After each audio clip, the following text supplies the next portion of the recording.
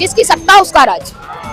तो जब तक हमारे लोग सत्ता पर अपने लोगों को काबिज नहीं करेंगे, बहुजन समाज को नहीं लेकर आएंगे, ऐसे ही अत्याचार होगा, ऐसे ही बेटियां नंगी घुमाई जाएंगी, ऐसे ही बलात्कार होंगे।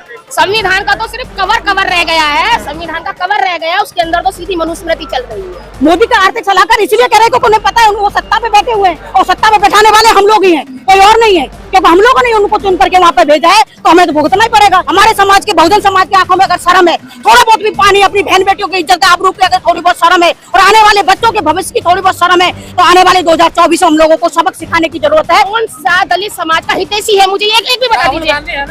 राहुल गांधी भी तो ब्राह्मण ही है, यादव है, मान्यवर गोपी तो यादव, वो तो सबसे ज्यादा करते हैं। जितने भी लोग हैं वो सब के सब बहुजन विरोधी हैं, बहुजन सिस्टम के विरोधी है, बहुजन सुविधाओं के विरोधी हैं। अखिलेश को ले लीजिए, हमेशा आरक्षण का विरोधी रहा। राहुल गांधी को ले लीजिए, राहुल गांधी तो मिट्टी छुरी है, जो ऊपर से बड़ा सीधा दिखता है लेकिन घाव बड़ा गंभीर करता है। हमारा ही समाज कितना ज्यादा है, 85% के अगर 50 या 30% भी अगर वो आ जाते हैं ना, तो हमारी सत्ता आई है।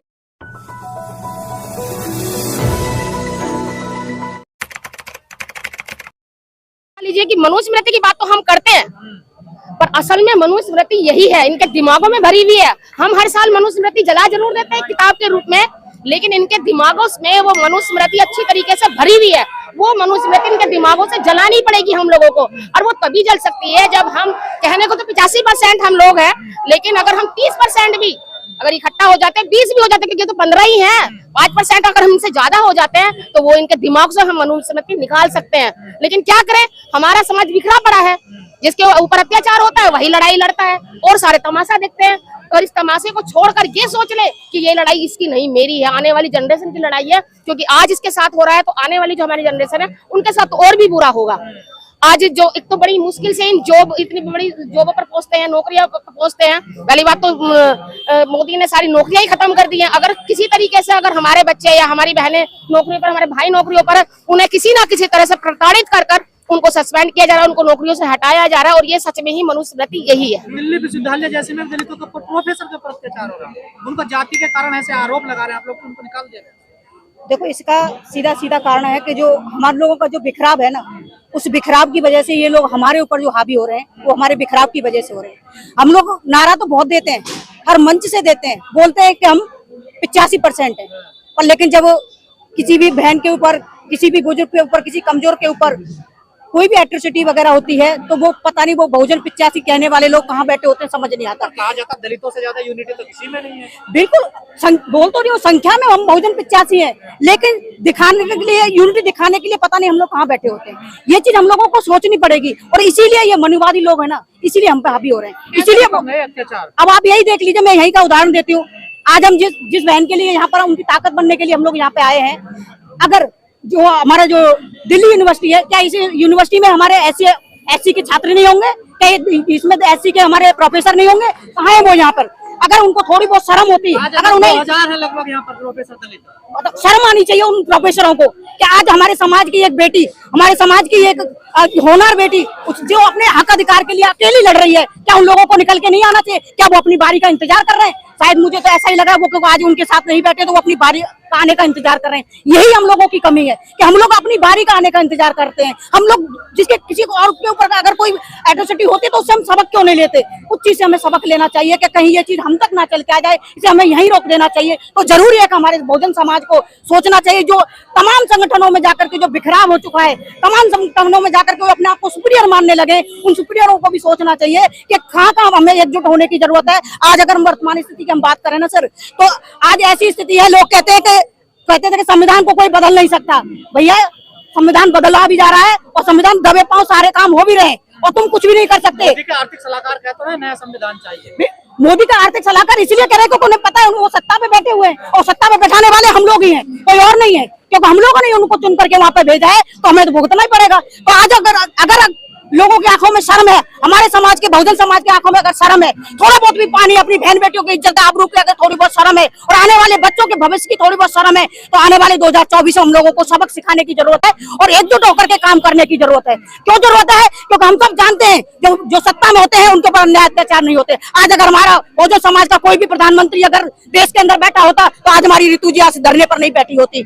आज अगर बहुजन समाज का किसी स्टेट में, अगर दर्जनों स्टेट में अगर हमारे बहुजन समाज के अगर सीएम बैठे होते तो आज हमारे तमाम स्टेटों में जो हर रोज हमें सुनने को मिलती है कि आज ये छोटी सी बच्ची के साथ बलात्कार हुआ, आज इस बच्ची को जला दिया गया, आज इस गरीब को कुचल दिया गया, आज इसको प्रॉपर्टी से निकाल दिया गया। ये तमाम ऐसी चीजें हमारे सामने इसलिए आ रही है क्योंकि हम लोग बिखरे हुए हैं। बिखराव का कारण ये लोग हमारे ऊपर ये तांडव रचा रहे हैं। कहा जाता है शिक्षा संस्थानों में जातिवाद नहीं होता, एक शिक्षक तो माता पिता के समान होता है। मैं तुम्हें सैकड़ों ऐसे उदाहरण दे दूं जहाँ अभी एक बच्चे का मसला आया था, मुजफ्फरनगर का था। एक जो मैडम थी वो एक त्यागी थी, वो भी ब्राह्मणी थी, सीधे कहिए ना, त्यागी क्या, सीधी ब्राह्मणी कहिए ना। तो उसी महिला ने एक मुस्लिम बच्चे को ये कहकर चाटे लगवाए कि ये मोमडन है, मारो इसे। बच्चों के मन में जातिवाद का कीड़ा इस तरीके से भरा जा रहा है कि आने वाले समय में शायद ये एक दूसरे को मार काटने लगेंगे। और ऐसी टीचरों को तुरंत बिना कुछ भी करवाए हुए तुरंत उनको जेल में डाल देना चाहिए, क्योंकि ये बच्चों के दिमाग में एक जो कहते हैं आतंकवाद को जन्म दे रही है। क्योंकि हिंदू मुस्लिम करके एक आतंकवाद को ही तो जन्म देना हुआ। ये एक भारत देश जो है वो एक समानता का देश है, एक धाराएं लगी हुई है। सविता रॉय जो प्रिंसिपल है दौलतराम कॉलेज की, इनकी गिरफ्तारी क्यों नहीं हो रही अभी? देखिए अभी मैंने आपको क्या कहा कि यहाँ पर भी मनुवाद, जो आज दिल्ली पर जो राज कर रहा है वो मनुवाद ही कर रहा है, यूपी पे जो राज कर रहा है वो मनुवाद ही कर रहा है, चारों तरफ तो मनुवाद ही है। तो वो अपने लोगों को क्यों जेल में डालेंगे? आप लोगों को प्रताड़ित करेंगे ना। वो जो मनुस्मृति में लिखा है वो तो अब चालू किया है इन लोगों ने। सच में तो अब मनुस्मृति लागू हुई है, संविधान का तो सिर्फ कवर रह गया है, संविधान का कवर रह गया, उसके अंदर तो सीधी मनुस्मृति चल रही है। कहा जाता है संविधान, देखिए इसका एक ही निवारण है, जिसकी सत्ता उसका राज।